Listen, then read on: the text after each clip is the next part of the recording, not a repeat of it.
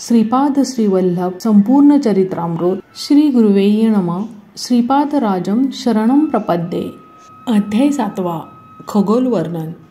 श्रीपाद श्रीवल्लभ चरित्रामृताचा महिमा. पहाटे श्री तिरुमलदासांनी आपले अनेक उरकून सांगण्यास सुरुवात केली. ते म्हणाले, अरे शंकर भटा, श्रीपाद वल्लभांचे दिव्य चरित्र अद्भुत, अतर्क्य व अपूर्व असे आहे. तुझ्यावर त्यांचा अपार स्नेह असल्या कारणाने त्यांचे दिव्य चरित्र लिखाण करण्याचे महद्भाग्य तुला लाभले आहे.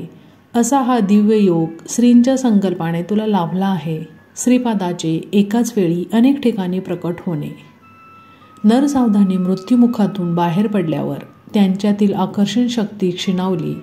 पूर्वी साधना करीत असताना ज्या मनुष्याचे ते ध्यान करीत तो कितीही दूर असला तरी आकर्षित होऊन त्यांच्या जवळ येत असे, ती शक्तीसुद्धा आता क्षीणावली होती. जे लोक पूर्वी त्यांना घाबरत होते ते आता अजिबात घाबरेनासे झाले. वेळ पडल्यास त्यांचा उपहास करून त्यांना दुखवीत असत. त्यांची आर्थिक स्थितीसुद्धा खालावत चालली होती. 2 वेळच्या पोटभर जेवणाची सुद्धा काही वेळा भ्रांत पडत असे. अशा कष्टमय अवस्थेत ते आक्रोश करीत घराबाहेर आले.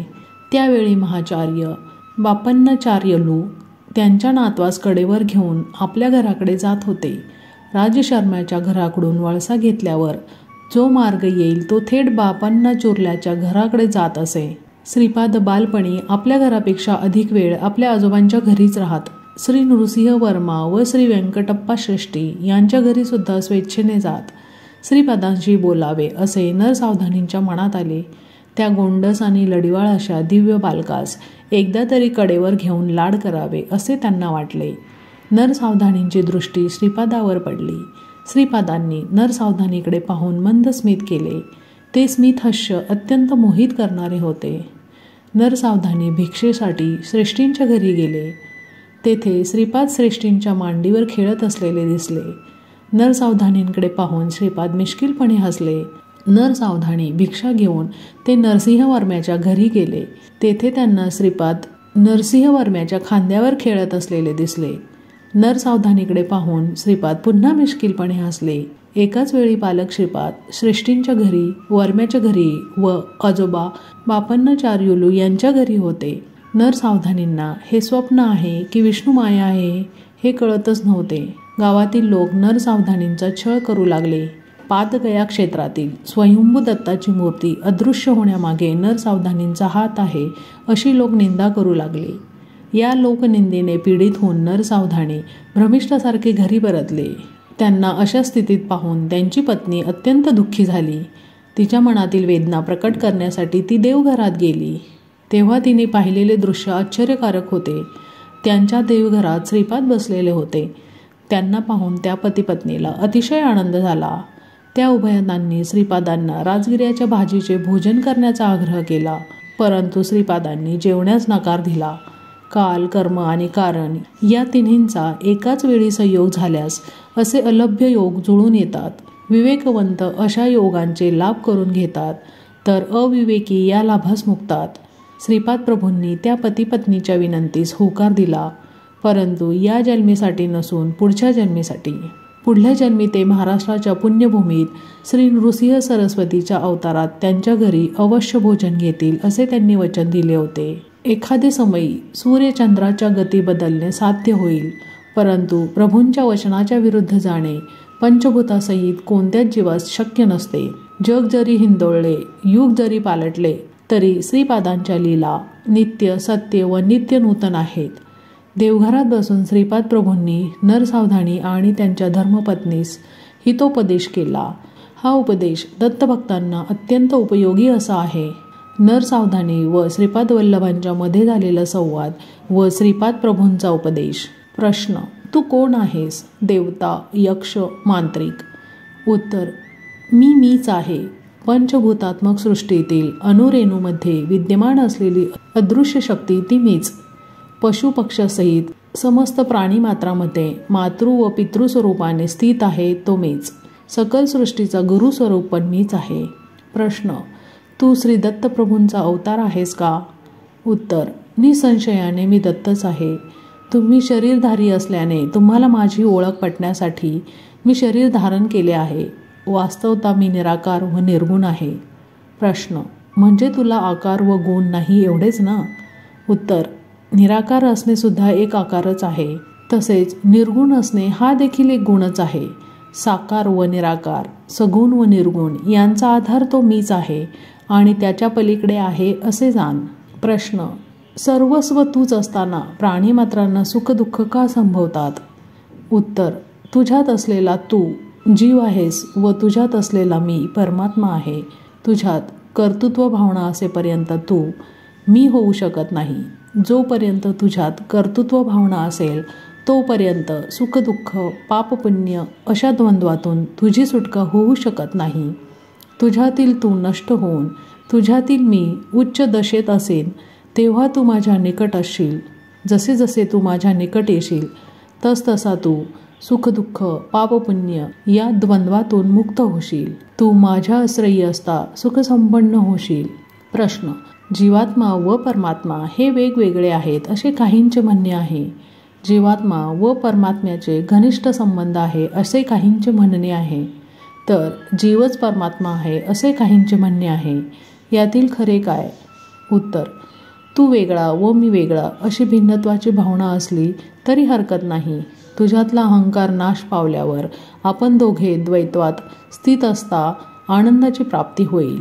माझ्या अनुग्रहामुळे सगळे चालत असून तू केवळ निमित्त मात्र आहेस या तत्वाचे अनुसरण केल्याने सुद्धा आनंद स्थितीस पावशील.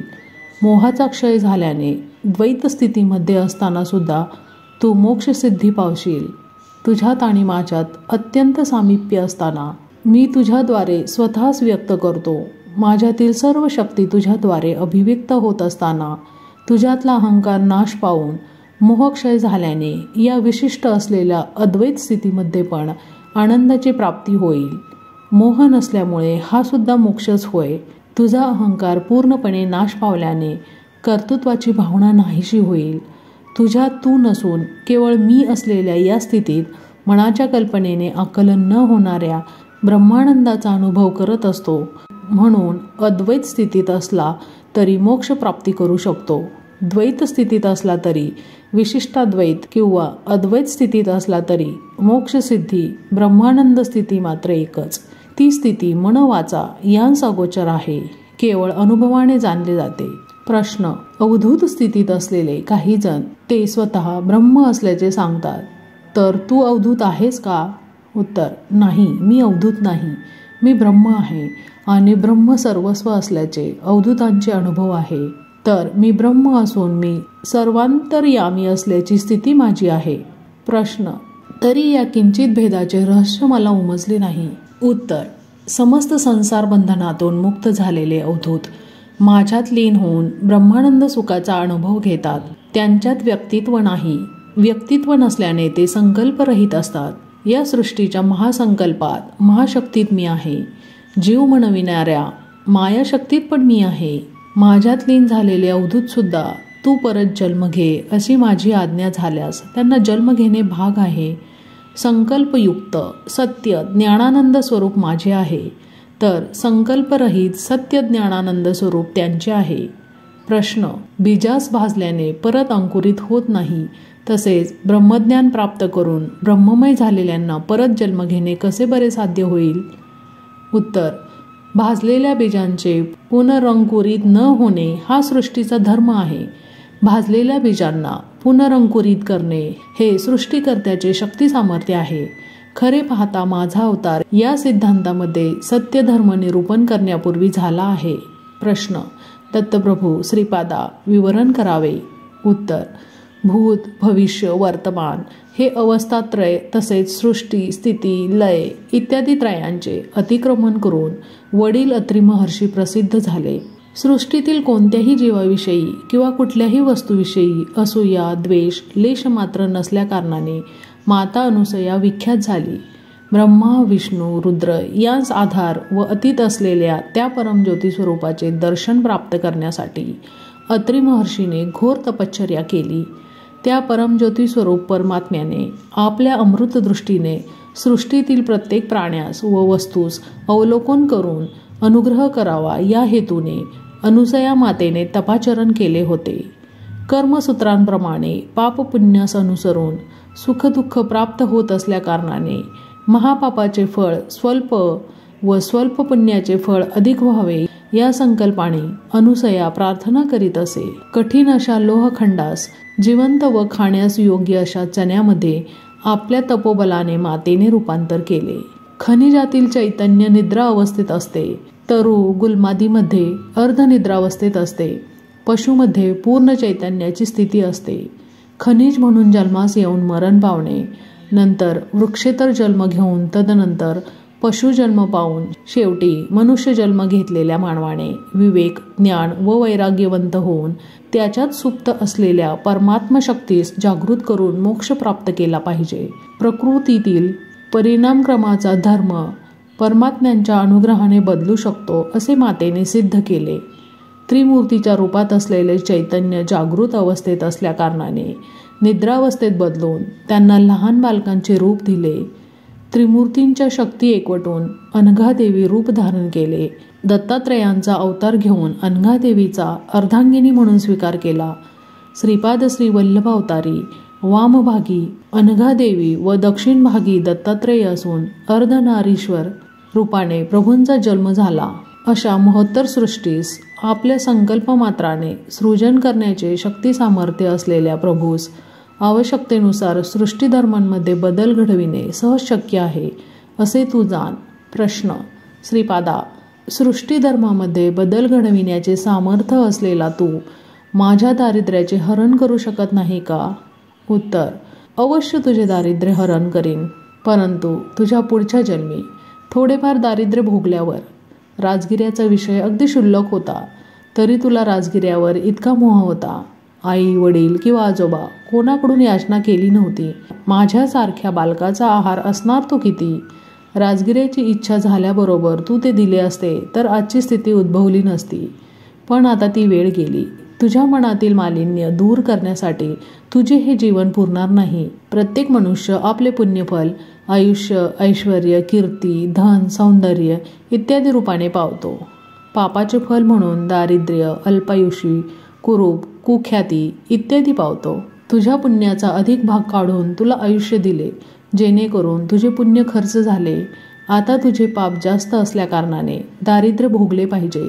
तरी स्वयंभू दत्ताची आराधना केल्या कारणाने दारिद्र्य असले तरी 2 वेळचे अन्न तुला लाभेल असा तुला माझा आशीर्वाद आहे. प्रश्न. हे श्रीपादा, वर्णाश्रम धर्माप्रमाणे वर्तन करावे असा शास्त्रांचा निर्धार आहे. तुमच्या आजोबांनी वैश्यांना पण वेदोक्त पद्धतीने उपनयन करता येईल असा जो निर्णय दिला तो चुकीचा नाही का? उत्तर. सत्य ऋषीश्वरांच्या निर्णयात खोट शोधण्याचा प्रयत्न केल्यामुळे तुझी जीवा छाटून टाकली पाहिजे. आजोबा म्हणजे तुला कोण वाटतं? ते साक्षात भास्कराचार्य होत, विष्णुदत्त व सुशीला. स्वार्थ म्हणजे काय ठाऊक नसलेले परमपवित्र अशी दंपती. त्यांना माझे मातापिता म्हणून जन्मास घालावे असा आदेश मी काल व कर्मदेवतांना दिला. नरसिंह वर्म्यांचे पूर्वज श्री लक्ष्मी नृसिंह स्वामींचे अनन्य भक्त, सिंहाचली होत असलेल्या यज्ञयागात विशिष्ट अन्नदान केलेले पवित्र घराणे. मी पिठिकापुरी जन्म घेण्यापूर्वीपासून एका क्रमपद्धतीने ही घटना घडवून आणली. त्या 3 घराण्याशी असलेले ऋणानुबंध एका जन्मात फेडले जाऊ शकत नाहीत किंवा एका अवतार काळात समाप्त करण्यासारखे नाही. माझे वरदहस्त त्यांच्यावर वंशोवंशी असेल. माझ्या छत्रछायेत ते निश्चिंत राहतील. भक्तां श्रीपादांचे अभय. आता माझ्याविषयी बोलायचे असेल तर काहीही किंमत नसलेला राजगिरा तू मला देऊ शकला नाहीस. मी भोजन केल्यास लाख ब्राह्मण भोजनाचे पुण्य तुला लाभले असते. तू खराच दुर्दैवी आहेस. धर्म कुठले, अधर्म कुठले याविषयी वाद असेल तर शास्त्रांचा आश्रय घेतला पाहिजे. शास्त्राप्रमाणे आचरण करावे किंवा करू नये ह्याविषयी मीमांसा होत असेल तेव्हा निर्मल अंतकरणाने असलेले सत्पुरुषांचे म्हणणे शास्त्र ठरते. ते म्हणतील ते वेदवाक्य समान असून धर्मसंमत असते. त्यांनी अधर्माने निर्णय घ्यायचा प्रयत्न जरी केला तर धर्मदेवता त्यांना अधर्म मार्गाने परावृत्त करून धर्मसंमत असलेले निर्णय देण्यास बाध्य करते. हिंसा करणे पाप आहे असे शास्त्र सांगते. परंतु श्रीकृष्ण परमात्म्याच्या समक्ष झालेले युद्ध धर्मयुद्ध झाले. कौरव पांडवांचे युद्ध धर्मयुद्ध व युद्ध झालेले स्थल धर्मक्षेत्र म्हणून प्रख्यात झाले. यज्ञ करणे पुण्य फलप्रद आहे, परंतु परमात्म्याचे स्वरूप असलेल्या शिवास आवाहन न करता केलेल्या दक्षाचे यज्ञाच्या शेवटी युद्धात रूपांतर झाले. दक्षाचे शिर धडा वेगळे झाले. नंतर त्याला अजाचे शिर लावण्यात आले. रोग्यास पित्त प्रकोप झाल्यास वैद्य लिंबू आवळा इत्यादींनी उपचार करतो. शरीराचा जर एखादा भाग नासल्यास तो भाग शस्त्राने छेदून रोगाचे निदान करतो. मी पण तसाच आहे. माझ्यात देवतांचे अंश आहेत, तसेच राक्षसांचे अंश पण आहेत. मी उन्मत्तासारखा, पिशाच्यासारखा, राक्षसासारखा पण व्यवहार करतो. माझ्या अंतर्गत जीवाविषयी अत्यंत करुणा असल्यामुळे तुमचे स्वभाव, तुमचे शुभाशुभ कर्म यास अनुसरूनच मी वर्तन करीत असतो. अनन्य शरणागत झालेल्या माझ्या भक्तांचे हात मी सोडित नाही. दूरदेशी असलेल्या माझ्या भक्तांस माझ्या क्षेत्री आणतो. ऋषींचे कुळ व नदीचे मूळ विचारू नये. आदी पराशक्ती कन्यका परमेश्वरीचे वैश्यकुळात अवतरण झाले नाही का? सिद्ध असलेल्या मुनीत वैश्यमुनी नाहीत का? ब्राह्मण, क्षत्रिय, वैश्यच नव्हे तर शूद्र जरी निष्ठेने नियम पालन करणारा असेल तर वेदोक्त उपनयनास अधिकारी आहे. उपनयन संस्काराने तिसरे नेत्र उघडले पाहिजे. अंतकरण शुद्ध होऊन ब्रह्मज्ञानात मनमग्न झाले पाहिजे. तुझे मन शाकज्ञानाविषयी पूर्णपणे मग्न झाले आहे. ब्रह्म हे काय बाजारात विकत मिळणारी वस्तू आहे? या जन्मी ब्राह्मण म्हणून जन्मास आलेल्या पुढच्या जन्मी चांडाळ जन्म पाहू शकतो. तसेच या जन्मी चांडाळ म्हणून जन्मास आलेला पुढच्या जन्मी ब्राह्मण म्हणून जन्मास येऊ शकतो. ब्रह्मवस्तू कुल, मत, देश, काल यांच्या अतीत असलेले रहस्य आहे असे तू जाण. देव भावप्रिय असून बाह्यप्रिय नाही. तुझ्या भावास अनुसरून दैव कार्य करीत असते. ब्रह्मज्ञानाचा उपदेश करीत असता मी ब्राह्मण असतो. भक्तांचे योगक्षेम व अनुग्रह करण्यासाठी दरबारात असतो तेव्हा क्षत्रिय असतो. प्रत्येक जीव आपापल्या पापपुण्य कर्माप्रमाणे फळ पावतो.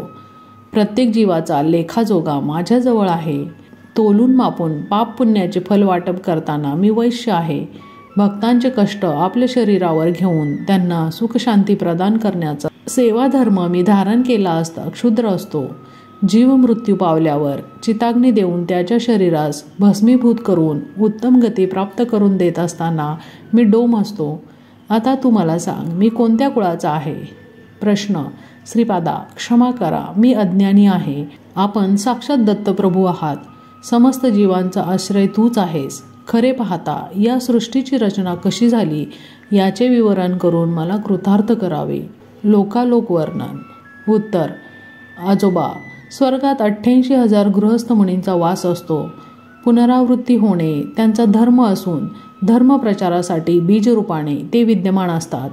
परमात्म्याच्या अनिवर्चनीय अशा शक्तीच्या एका स्वल्प अशा अंशाने जगात सृष्टी रचण्यासाठी ब्रह्मदेवाची उत्पत्ती झाली. परमात्म्यापासून क्रमाने सर्वव्यापी असे जल निर्माण झाले. परमात्म्याच्या तेजाने त्या जलात कोट्यावधी सुवर्णकांतीयुक्त अंड उत्पन्न झाले. त्या अंडात एक अंड आपण निवास करीत असलेले ब्रह्मांड आहे. त्यातील आतले भाग अंधकारमय असून तेथे परमात्म्याचे तेज मूर्तिमान झाल्याने अनिरुद्ध हे नाव विख्यात झाले. त्या अंड्यातील अंधकार परमात्म्याने आपल्या तेजाने नाहीसा केला. हिरण्यगर्भ, सूर्य, सविता, परमज्योती अशा अनेक संज्ञांनी वेदांमध्ये त्यांचे वर्णन झाले आहे. त्रेतायुगात पिठिकापुरात भारद्वाज महर्षींनी 1 कोटी ब्रह्मांडात भरलेल्या दत्तात्रेयांच्या तेजास उद्देशून सवितृकाठकाचे आयोजन केले होते. सत्यलोकात निरामय स्थान नावाचे एक स्थान आहे. त्रिखंड सोपानात वस्तू रुद्रादित्य नावाने पितृगणांचा येथे वास आहे. निरामय स्थानाचे संरक्षक म्हणून ते कार्यरत असतात. कारण ब्रह्मलोक म्हणविणाऱ्या त्या स्थानात चतुर्मुख ब्रह्माचे निवासस्थान आहे. त्यास विद्यास्थान किंवा मूल प्रकृती स्थान असे जाणले जाते. त्यावर प्रख्यात असलेले श्रीनगर आहे. त्याच्यावर महाकैलास, त्यावर कारण वैकुंठ आहे. सत्यलोकात पुराणपूर नावाचे विद्याधर स्थान आहे. तपोलोकात अंजनापतीपूरमध्ये साध्यांचा वास आहे. जनलोकात अंबावतीपूर येथे सनक सनंदनादी ऋषींचा निवास आहे. महरलोकात ज्योतिषमतीपुरामध्ये सिद्धादिगणांचा वास आहे. स्वर्गलोकात अमरावतीपुरामध्ये देवेंद्रादी देवतागणाचे वास्तव्य आहे. खगोलाशी संबंधित ग्रह नक्षत्रादी असलेले भुवर लोकात रथंतरपुरामध्ये विश्वकर्मा नावाचा देव शिल्पीचा वास आहे. आजोबा, भूलोकात 2 भाग आहेत. मानवांचा निवास असलेल्या एका भागास भूगोल असे म्हणत. ह्याच्याशिवाय महाभूमी म्हणविणारा दुसरा भाग आहे. ही महाभूमी भूलोकाच्या दक्षिणेस 5 कोटी ब्रह्मांड योजन दूर स्थित आहे. मर्त्यलोक म्हणजे भूलोक व भुवरलोक असून त्यात महाभूमीचा पण समावेश आहे. पाताळात अतल, वितल, सुतल, रसातल, तलातल, महातल आणि पाताल अशा प्रकारचे 7 लोक आहेत. थोडक्यात या स्वर्ग, मर्त्य, पाताळ असे म्हणत. आपण राहतो या भूगोलाच्या खालच्या बाजूस महाभूमी आहे, जिथे मध्य भागात उंचवटा असून चक्राकार आहे. त्यामुळे त्याच्या उपरितलावर सूर्य, चंद्र सदैव झळकत असत. सतत प्रकाशमान असल्या कारणाने तेथे कालमानाचे निर्णय नाही. या महाभूमीवर सप्तसमुद्र, सप्तद्वीप आहेत. जम्बूद्वीप या महाभूमीवर आहे. भूलोक व भुवरलोक यांची संयुक्त संज्ञा मर्त्यलोक अशी आहे. भूलोकात महाभूमी व भूगोल असे 2 प्रकार आहेत. सृष्टीच्या प्रारंभी समस्त लोक जलमय होते. प्रजापतीने सृष्टी रचनाच्या हेतूने तपाचरण केले तेव्हा जलावर तरंगत असलेल्या पुष्करपर्णाचे दर्शन झाले. प्रजापतीने वराह रूप धारण करून पुष्करपर्णाजवळ पाण्यात बुडी मारली. खाली त्यास महाभूमी आढळली. तेथून थोडी ओली माती काढून आपल्या धारदार सुळ्यांनी त्या मृतिकेचे 2 भाग पाडले. एक भाग पाण्यावर आणून पुष्करपर्णावर ठेवल्याने पृथ्वी झाली. आजोबा, ह्याला भूगोल असे म्हणत. महाभूमीपासून भूगोलाचे अंतर 5 कोटी ब्रह्मांड योजने आहे. महाभूमीचा विस्तार 50 कोटी योजने आहे. जम्बूद्वीप नावाचे द्वीप या महाभूमीवर आहे. त्यांच्यात नवखंड आहेत. देवखंडी देवता व गभ्यस्त्यखंडी भूतांचा निवास आहे. पुरुषखंडी किन्नर, भरतखंडी मानव, शरभखंडी सिद्ध, गंधर्वखंडी गंधर्व, ताम्रखंडी राक्षस, शेरूखंडी यक्ष व इंदुखंडी पनंगांचा निवास आहे. महाभूमीवर असलेल्या जम्बूद्वीपाच्या दक्षिणेस असलेले भरतखंडी, भरतपुरी, वैवस्वत, मनु, भूऋषी व मानवासमवेत राज्य करीत आहेत. महाभूमीवर जम्बूद्वीप असल्याप्रमाणे भूगोलावर सुद्धा जम्बूद्वीप आहे. माझा श्रीपाद श्री वल्लभ अवतार पीठिकापुरी होण्या अगोदर 100 वर्षांपूर्वी या महाभूमीत माझे आगमन झाले. महाभूमीवर असलेल्या जम्बूद्वीपाचा विस्तार 1,00,000 योजन आहे. जम्बूद्वीपावर केवळ भरतखंडी, वैवस्वत मनु आहेत. इतर खंडात देवयोनींचा वास आहे. कोवळ्या उन्हासारखा प्रकाश असून तेथे दिवस किंवा रात्र याचे भेद नाही. लवण समुद्राचे 1,00,000 योजने, प्लक्षद्वीपाचे 2,00,000 योजने, इक्षुरस समुद्राचे 2,00,000 योजने, कुशद्वीपाचे 4,00,000 योजने, सुरा समुद्राचे 4,00,000 योजने, क्रौंच द्वीपाचे 8,00,000 योजने, सर्पी समुद्राचे 8,00,000 योजने, शाकद्वीपाचे 16,00,000 योजने, दधी समुद्राचे 16,00,000 योजने, शल्मली द्वीपाचे 32,00,000 योजने, क्षीर समुद्राचे 32,00,000 योजने, पुष्कर द्वीपाचे 64,00,000 योजने, शुद्ध जल समुद्राचे 64,00,000 योजने, चलाचल पर्वताचे 128,00,000 योजने, चक्रावळी पर्वताचे 256,00,000 योजने, लोकालोक पर्वताचे 512,00,000 योजने, तपोभूमीचे 1250,00,000 योजने असा विस्तार आहे. लोकालोक पर्वताच्या पलीकडे सूर्य रश्मी जाऊ शकत नाही, म्हणून लोकालोक पर्वत व अंडात यामध्ये अंधकार पसरलेला असतो. अंडाताचे विस्तार कोटी योजने आहे. वराह अवतार किंवा नृसिंह अवतार भूमीस व्याप्त करणारे असे अवतार नाहीत. वराह म्हणजे सुकर नसून एक सुळा असलेला खडगमृग आहे. द्वीप, द्वीपाधिपती, द्वीपादी देवतांचे वर्णन. महाभूमीत असलेल्या जम्बूद्वीपास स्वयंभू मनुने चक्रवर्ती म्हणून प्रथम पालन केले. त्यांचे 7 पुत्र 7 द्वीपांचे अधिपती झाले. प्लक्षद्वीपाचे मेधातिथी, शल्मल द्वीपाचे वपुष्मंत, कुशद्वीपाचे ज्योतिष्मंत, क्रौंच द्वीपाचे द्वितीयमंत, पाकद्वीपाचे हव्य, पुष्कर द्वीपाचे सवण हे पहिले चक्रवर्ती होत. प्लक्षद्वीपातील चातुर्वर्ण, आर्यक, कुरर, विंदक, भाविन या नावाने प्रसिद्ध आहेत.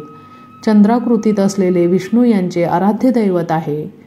शल्मकद्वीपी कपिल, चारणक, पीत व कृष्ण असे 4 वर्ण आहेत. त्यांचे आराध्य देव विष्णू आहे. कुशद्वीपात दमी, सुष्मिन, स्नेह व मंदेह असे 4 वर्ण आहेत. त्यांचे आराध्य देव ब्रह्मा आहे. क्रौंच द्वीपात पुष्कर, पुष्कल, धन्य व पिष्य असे 4 वर्ण असून त्यांचे आराध्य दैवत रुद्र आहे. शाकद्वीपात मंग, मागध, मानस व मंद असे वर्ण असून सूर्य भगवानाची ते उपासना करीत. पुष्कर द्वीपात मात्र चातुर्वर्ण नाही. सगळे देवतांच्या सारखे रोग व शोकमुक्त असून आनंदाने कालक्रमण करतात. त्यांचे आराध्य दैवत ब्रह्मा आहे. आपल्या भूगोलात जंबूद्वीपामध्ये भरतवर्ष, किमपुरुष वर्ष, हरिवर्ष, केतुमाल्य वर्ष, इलावृत्त वर्ष, भद्राश्व वर्ष, रम्यक वर्ष, हिरण्यक वर्ष, कुरुवर्ष या नावांचे भाग आहेत. महाभूमी गोलाकार असून मध्यभागी कासवाच्या पाठीप्रमाणे उंच आहे. ह्या उंचवट्यास भूमंडळ असे म्हणतात. भूगोल मात्र लिंबासारखे असते. महाभूमी मेरू रेखेस वळसा घेऊन ब्रह्मांडाच्या टोकापर्यंत व्यापून आहे. भूगोल मात्र ज्योतिष चक्राच्या समानांतरावर मध्यभागी स्थित आहे. महाभूमीच्या मध्यभागी असलेले मेरू रेखेच्या भोवती जंबूद्वीप आहे. त्याच्या भोवती सप्तसमुद्र द्वीपादी आहेत. भूगोलाच्या उत्तरार्धास देवभाग व दक्षिणार्धास असुर भाग असे म्हणतात. महाभूमीच्या मध्यभागी मेरू दैदिप्यमान असून जीवांस पालन करणाऱ्या मनूचे निवासस्थान आहे. भूगोल जीवांचे निवासस्थान आहे. महाभूमीच्या भोवती असलेले चक्रवाळ पर्वत शिखरी ज्योतिष चक्र स्थित आहे. भूगोल मात्र यापेक्षा भिन्न आहे. सप्तकक्षांनी आवृत्त असलेले ज्योतिष चक्र भूगोलाची रोज एक प्रदक्षिणा करीत आहे. महाभूमीत शीतोष्ण वातादी कमी असून सदैव प्रकाशमान असल्या कारणाने नित्य दिवस असल्याने काळाचे व्यत्यास नाही. भूगोलात ह्याच्या विपरीत आहे. महाभूमी केवळ पुण्यफल अनुभवण्यास प्राप्त करण्यायोग्य आहे. स्थूल शरीराने अप्राह्य आहे. भूगोल पुण्य मिळवण्यासाठी असलेली कर्मभूमी असून स्थूल शरीरधारी राहण्याची भूमी होय. महाभूमीवर मनुप्रलयाशिवाय दुसरे प्रलय उद्भवत नाही. भूगोलात युगप्रलय, महायुगप्रलय, मनुप्रलय इत्यादी घडतात.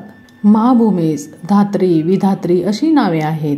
भूगोलास मही, उर्वी, क्षिती, पृथ्वी, भूमी अशी नावे आहेत. आजोबा पाताळ लोकाविषयी सांगतो ऐका. अतल येथे पिशाच्चगण, वितल लोकात गुह्यक, सुतल लोकात राक्षस, रसातलात भूत, तलातलात यक्ष, महातलात पितर व पाताळात पन्नगांचा वास आहे. लोकांतील निवासी, लोकाधिपती व खंडांचे विवरण. वितल लोकाचा व नवनिधींचा अधिपती कुबेर आहे. ह्या ब्रह्मांडाचा कोशाधिपती असून उत्तर दिशेस अलकापुरी येथे याचा वास आहे.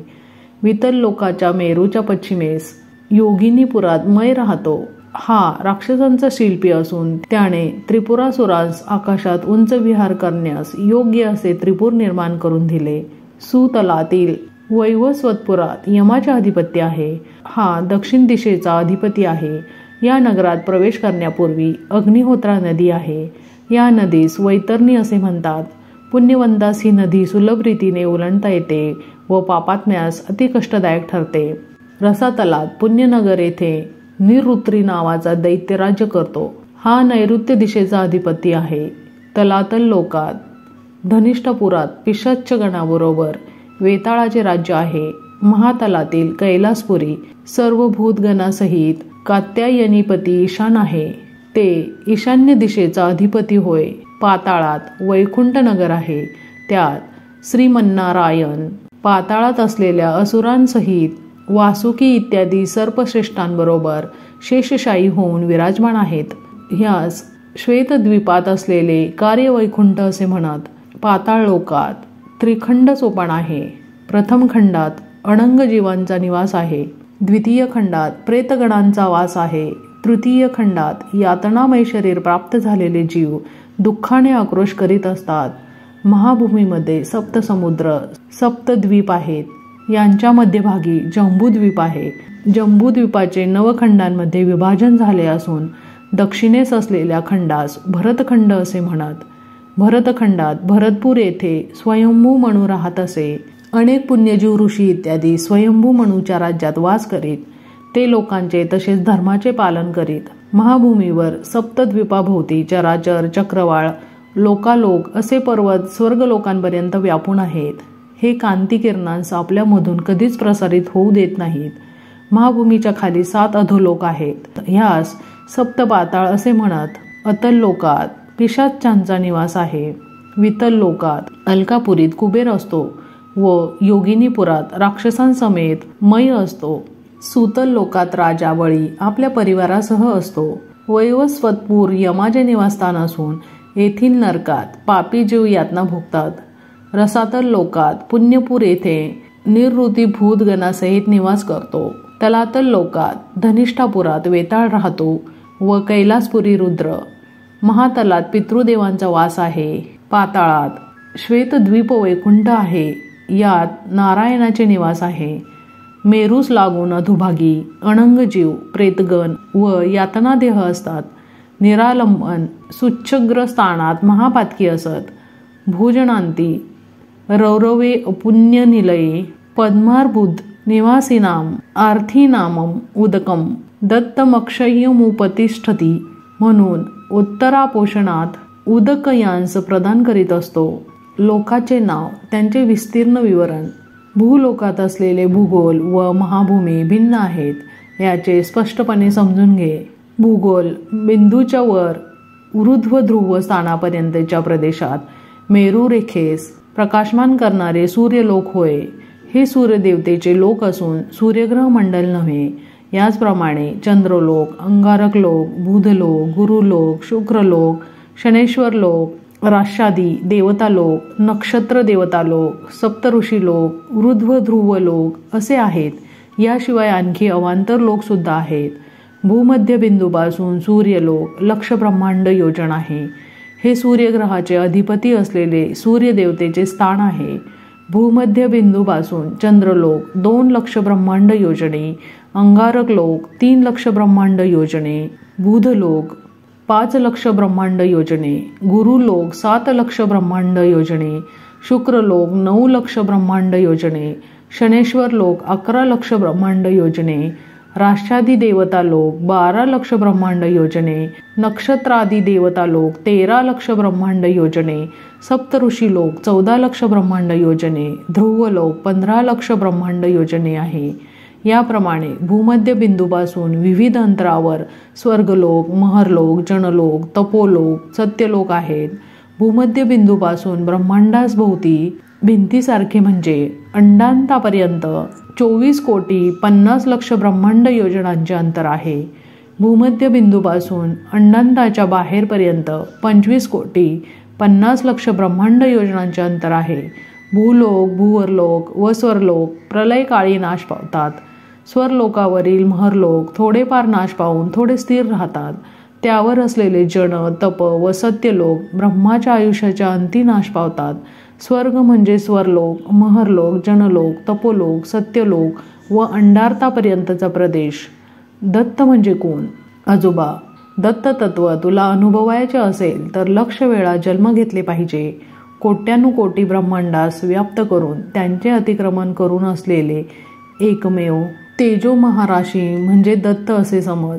ते दत्तप्रभूच तुझ्या समोर असलेले श्रीपाद श्रीवल्लभ आहेत असे जाण.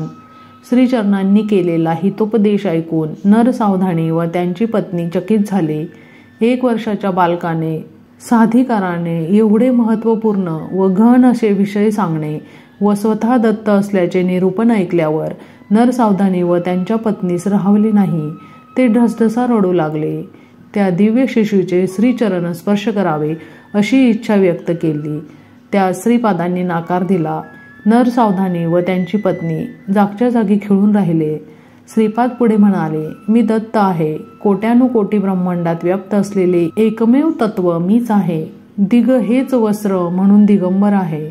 जे कोणी त्रिकरण शुद्धीने दत्त दिगंबरा, श्रीपाद वल्लभ दिगंबरा, नृसिंह सरस्वती दिगंबरा म्हणून भजन कीर्तन करतात, तेथे मी सूक्ष्म रूपाने सदैव असतो. माझे मातामह असलेले श्री बापन्नार्य परप्रांतातून पादगया क्षेत्री श्राद्धादी कर्म करण्यास आलेल्या लोकांस सेवा थावाणे भोजन व राहण्याची सोय करीत असताना काही लोकांनी आक्षेप घेतला, कोठे आहेत तुमचे स्वयंभू दत्त? अदृश्य झाले ना? तेव्हा श्रीपाद म्हणाले, तो दत्त मीच आहे. मी जन्म घेतलेल्या पवित्र गृहात राहण्यास आलेले नक्कीच पवित्र होतील. पितृदेवतांस अवश्य पुण्य लोकांची प्राप्ती होईल. जीवित असलेले जीवांचे तसेच मरण पावलेल्या जीवांचे योगक्षेम वहन करणारा प्रभू मीच आहे. मला जन्म मरण दोन्ही समान आहेत. तरी तू स्वयंभू दत्ताची आराधना केल्याचे फळ हेच का, अशी व्यथा तुझ्या मनात आहे. तुझ्यावर असलेले आळ नाहीसे करण्यास स्वयंभू दत्ताचे दर्शन शीघ्र होईल आणि मूर्तीची प्रतिस्थापना होईल. तुला मी आयुष्य दिले, दत्तध्यानी असू दे. पुढच्या जन्मी तुला अनुग्रह होईल असे आश्वासन देतो. या जन्मी माझ्या पादुकां स्पर्श करण्याचे महापुण्य तुला नाही. कोट्यानुकोटी ब्रह्मांडाचे सृजन, रक्षण व लय करणारा एक प्रभू असा मी माझ्या वरदहस्तांनी तुला आशीर्वाद देतो. महाभयंकर अशा ध्वनीने श्रीचरणांचे शरीरातील अणुपरमाणू विघटित होऊन श्रीपाद अदृश्य झाले. बाबा रे शंकर भटा श्रीपादांनी स्वतः त्यांच्या नामाच्या शेवटी दिगंबरा नाम जोडून जप करण्याचे मर्म या प्रकारे निरोपिले. त्यांचे सर्व व्यापक तत्व निराकार असलेले हे तत्व साकार रूपात असे अवतरित झाले हे आमच्या कल्पनेच्या बाहेर आहे. लहान मुलाच्या रूपाने गोंडस रूप धारण करून आलेल्या त्या जगतप्रभूच्या लहानपणापासून करीत असलेल्या लीलांना अंत कोठे. श्रीपाद श्री वल्लभांचा जय जयकार.